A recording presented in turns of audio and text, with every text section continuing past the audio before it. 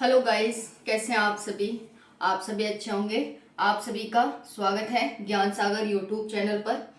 हमारी इकोनॉमी की 5th class है जिसमें हम term and condition and fact को समझ रहे हैं और ध्यान से समझ रहे हैं, अच्छे से समझ रहे हैं। रट्टा नहीं लगाना है, आपको समझना है, जो कि प्रैक्टिकली आपको इन क्लासेस में समझाया जा रहा है।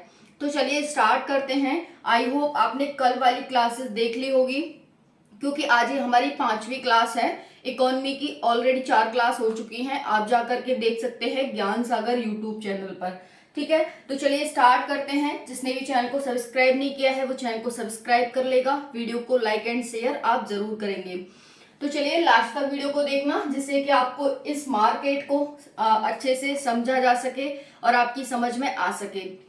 तो देखो, इकोनॉमी जिसे अर्थव्यवस्था कहते हैं, पहली क्लास हुई थी, हमने सब कुछ बताया था उसमें, आप जाकर के देख लेना। कल हमारी मार्केट की क्लास थी जो 4th थी। मार्केट में हमने ये वाली जो फर्स्ट कंडीशन होती है ये हमने समझी थी कि जब D for demand and S for supply. मैं यहाँ पर लिख देती हूँ, D से क्या है, डिमांड है जिसे हम मांग कहते हैं, एंड S से क्या है, S से सप्लाई है। ठीक है, सप्लाई जिसे आपूर्ति कहते हैं। तो ये हमारा क्या हो जाएगा, डिमांड मांग हो जाएगी और एस हमारी सप्लाई हो जाएगी, ये सप्लाई। ठीक है, सप्लाई यानी आपूर्ति। ओके, तो मांग कौन करेगा, कल मैंने बताया था, मांग कौन करेगा, मांग करेगा बायर। क्लियर, कौन करेगा, बायर। और आपूर्ति कौन करेगा, सेलर। क्लियर, तो ये हो गए हमारे कल वाली क्लास की एक बेसिक जानकारी। कल हमने ये सब समझा था, उसके बाद हमने ये समझा था कि महंगाई बढ़ती कैसे है मार्केट में।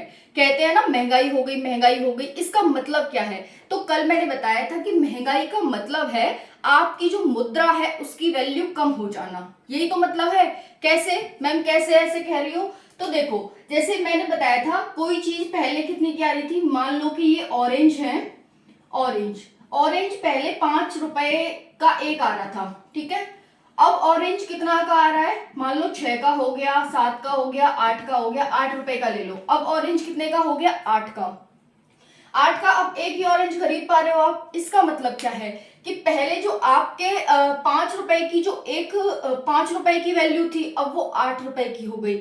यानी अब आपको 5 की जगह कितने रुपए देने हैं, 8 रुपए देने हैं, लेकिन वस्तु कितनी मिलेगी आपको, सेम मिलेगी। क्लियर, वस्तु सेम मिल रही है लेकिन 5 की जगह 8 देने हैं। इसका मतलब क्या है कि आपकी जो मुद्रा है उसकी वैल्यू डाउन हो गई है। जितने पहले 5 रुपए थे वो आज के टाइम में 8 रुपए हैं।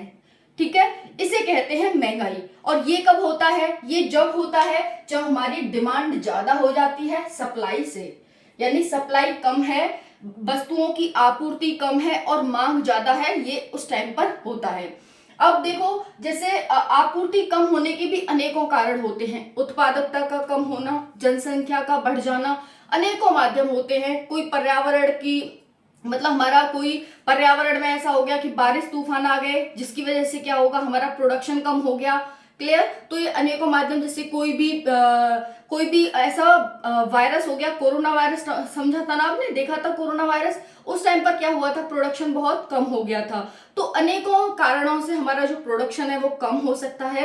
लेकिन आपको फिलहाल क्या समझना है कि जब डिमांड ज्यादा होती है, सप्लाई कम होती है, तो ऐसी स्थिति में महंगाई हो जाती है। महंगाई को हम इन्फ्लेशन कहते हैं। तो इन्फ्लेशन क्या है, इन्फ्लेशन को एक लाइन में आप डिफाइन कर सकते हैं कि जब डिमांड ज्यादा हो जाती है एंड सप्लाई कम हो जाती है, उसी को हम इन्फ्लेशन कहते हैं। आप मार्केट में, जरूरी नहीं है आप कोई एग्जाम देने वाले हो तभी ये टर्म समझे, आप अगर इकोनॉमी को समझना चाहते हैं, एक समझ विकसित करना चाहते हैं कि महंगाई क्यों होती है, वो भी आपके लिए क्लास इंपॉर्टेंट हो जाती है। तो यहाँ पर महंगाई क्या है समझ में आ गई होगी। बस ये जो मैंने लिखे हैं ना, ये वाले, इनसे ही आप क्लियर कर सकते हो। परफेक्ट कंपटीशन कौन सा होता है, परफेक्ट मार्केट कौन सी होती है, जिसमें डिमांड और सप्लाई इक्वल हो। ठीक है, और जब डिमांड कम हो और सप्लाई ज्यादा हो जाए, ऐसी स्थिति में मंदी की कंडीशन हो जाती है। कि डिमांड ज्यादा है, अब इसे हम रिवर्स कर सकते हैं, ये महंगाई का रिवर्स हो जाएगा, महंगाई का उल्टा हो जाएगा। जैसे आप समझ सकते हैं, पहले कोई चीज 8 रुपए की आ रही थी और अब कोई चीज 5 रुपए की आ रही है, यानी आप जो पहले 8 रुपए में खरीदते थे अब 5 रुपए में खरीद रहे हैं, आपकी जो मुद्रा है उसकी वैल्यू बढ़ गई है। क्लियर? तो देखो धीरे धीरे हम सब समझेंगे, मैं आपको ये थोड़ी ना टिपिकल टर्म होती है तो मैं एक साथ आपको नहीं समझा सकती कि एक ही क्लास में आपको समझा दूं। धीरे धीरे कहते हैं ना, पहली सीढ़ी चढ़ो, दूसरी, तीसरी, अगर हम एक संगी छत पर चढ़ जाएंगे तो फिर गिर जाएंगे। ठीक है, वो तो बिना सीढ़ियों की होता है कि हम दीवार पर चढ़ करके चढ़ जाए, तो फिर वो गलत होगा हमारे लिए। अभी आपने इन्फ्लेशन समझा कि इन्फ्लेशन क्या होता है। तो फ्रेंड्स, जब इन्फ्लेशन, पहली कंडीशन क्या हो गई, जब हमारी डिमांड ज्यादा होगी, सप्लाई कम हो जाएगी, तो ऐसी स्थिति में महंगाई उत्पन्न हो जाएगी। दूसरी कंडीशन क्या है कि ऐसे मार्केट को हम क्या कहते हैं, सेलर्स मार्केट कहते हैं। कैसे कहते हैं कि इसमें जो सेलर होता है, जो विक्रेता होता है, एक मिनट मैं पेन चेंज कर लूं, जो विक्रेता होता है ना फ्रेंड्स, जिसे हम सेलर कहते हैं, उसके द्वारा मार्केट को डिसाइड किया जाता है, जो हमारी वस्तु का जो दाम है उसको डिसाइड किया जाता है, इसीलिए इसे क्या कहा जाता है, सेलर कहा जाता है। अब वस्तु की दाम को कैसे डिसाइड किया जाता है, कल मैंने बताया था कि सपोज दैट हमारे पास क्या है, 5 वस्तुएं हैं और व्यक्ति कितने आगे लेने वाले, 6 व्यक्ति आ गए। अब कैसे दी जाए, तो वो दुकानदार क्या करेगा, अपने हिसाब से ही दाम को बढ़ा देगा। ठीक है, 5 की जगह 6 की कर देगा। अब जो खरीदने वाला होगा वो उसे खरीद लेगा, नहीं खरीदने वाला होगा वो आगे बढ़ जाएगा। इसी को हम क्या कहते हैं, यहाँ पर सेलर्स मार्केट कहते हैं इसे। तो दूसरा पॉइंट क्या हो गया, ये सेलर्स मार्केट होती है। Okay, sellers market. तीसरा क्या है इसमें फ्रेंड्स, तीसरा होता है कि इसमें जो प्राइस है वो बढ़ जाते हैं, वस्तु के प्राइस क्या हो जाते हैं, बढ़ जाते हैं। क्लियर हो गया? अब देखो नेक्स्ट पॉइंट क्या है इसमें, नेक्स्ट है इसे सेलर्स मार्केट भी कहा जाता है। महंगाई हो जाती है, प्राइस ज्यादा हो जाते हैं, तो ये इसके पॉइंट हो गए। कभी भी आपसे कहा जाए ना महंगाई क्या है, ये आप इस तरह से साइन बना देना और ये 2-3 पॉइंट लिख देना। वैसे देखो जैसे यूपीएससी वगैरह में होता है तो पूरा ही हमें डेली क्लास लो, आपका एक पूरा क्वेश्चन तैयार होगा इस क्लास से। लेकिन जैसे कभी वनडे एग्जाम में आपसे पूछा जाए, जब डिमांड ज्यादा होती है, सप्लाई कम होती है, तो ऐसी स्थिति को क्या कहते हैं, इन्फ्लेशन, डिफ्लेशन या फिर एवरीथिंग, जो भी इसमें बला बला बला। ठीक है, तो आप यहाँ पर बता सकते हैं कि महंगाई होती है सेलर्स मार्केट एंड प्राइस इसमें महंगे हो जाते हैं। क्लियर?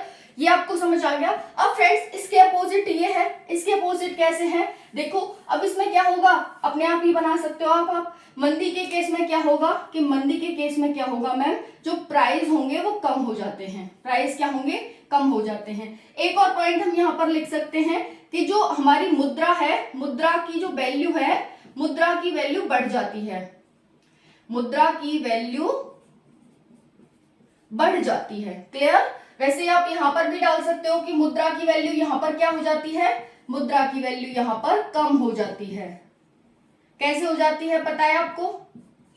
क्लियर हो गया? तो यहां पर ये हमारे पास हो जाते हैं पॉइंट्स।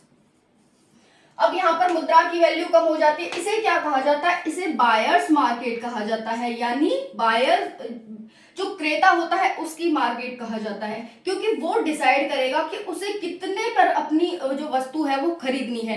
क्यों फ्रेंड्स? क्योंकि यहाँ पर क्या है, यहाँ पर बहुत सारी चीजें हैं, यहाँ पर डिमांड कम है लेकिन सप्लाई ज्यादा है, यहाँ पर बहुत सारी चीजें हैं, कमी नहीं है। तो आप भी देखते होंगे जब कमी होती है तो यार कहीं और नहीं मिलेगा, चलो इसी दुकान से खरीद लेते हैं, कहीं और मिलता भी तो नहीं है, यही मिलता है, तो चल यार तू जितने का दे उतने का दे दे। क्लियर? लेकिन जब आपको दिखाई देगा कि यार इससे नहीं तो मैं उससे खरीद लूंगा, उस पे भी तो है, उससे नहीं तो उससे खरीद लूंगा, बहुत सारी वस्तुएं हैं, तो फिर मैं इतने ज्यादा दाम क्यों दूं? तो इसको क्या, इसीलिए इसे बायर्स मार्केट कहा जाता है। मुद्रा की वैल्यू है वो बढ़ जाती है कि आप कम दाम पर किसी भी चीज को खरीदना चाहते हैं और वो आपको मिल जाती है।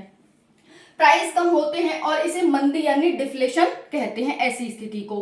क्लियर हो गया फ्रेंड्स? चलिए, तो यहां पर ये हो गया। अब देखो यहां पर जब डी एस के इक्वल हो, यानी डी इक्वल टू एस हो, तो क्या होगा, डिमांड और सप्लाई बराबर हो, यानी 6 वस्तुएं हैं और 6 ही क्रेता हैं, तो क्या होगा इसमें फ्रेंड्स, इसे परफेक्ट कंपटीशन कहा जाता है। और यहाँ पर क्या होता है, इसमें क्वालिटी और प्राइस, जो क्वालिटी होती है ना हमारी, क्वालिटी क्वालिटी हमें बढ़िया मिलती है, बढ़िया क्वालिटी की मिलती है, लेकिन इसमें क्या होते हैं, प्राइस कम रख सकते हैं। ठीक है, प्राइस क्या रख सकते हैं, कम रख सकते हैं, क्योंकि 6 वस्तुएं हैं, 6 आपके पास क्रेता हैं, तो आप कोई भी वस्तु अपने अकॉर्डिंग खरीद सकते हो। क्लियर हो गया? तो चलिए, ये था मार्केट। आज हमने समझी ये सारी टर्म्स, कंडीशंस क्या क्या होती हैं। आपके लिए बहुत ही यूजफुल ये क्लास है, और इसे ज्यादा से ज्यादा सब्सक्राइब करना, चैनल को ज्यादा से ज्यादा वीडियो को शेयर करना, ताकि मैं आपके लिए और वीडियोस लेकर के आऊं। मैंने ये वीडियो बनाई क्यों है फ्रेंड्स? आपके लिए तो बनाई है, आप देखें, और आप जब देखेंगे नहीं तो फिर मेरा फायदा क्या है? तो आप ज्यादा से ज्यादा देखो, ज्यादा से ज्यादा वीडियो को शेयर करो, लाइक करो एंड शेयर, चैनल को सब्सक्राइब करो, ताकि मैं आप सभी के लिए और ज्यादा वीडियोस और अच्छी वीडियोस इंफॉर्मेटिव, ठीक है, जिसे आप इकोनॉमी को अच्छे से समझ सको, ऐसी वीडियोस लेकर आऊं। चलिए, मिलते हैं नेक्स्ट वीडियो में। Thanks for watching. जय हिंद।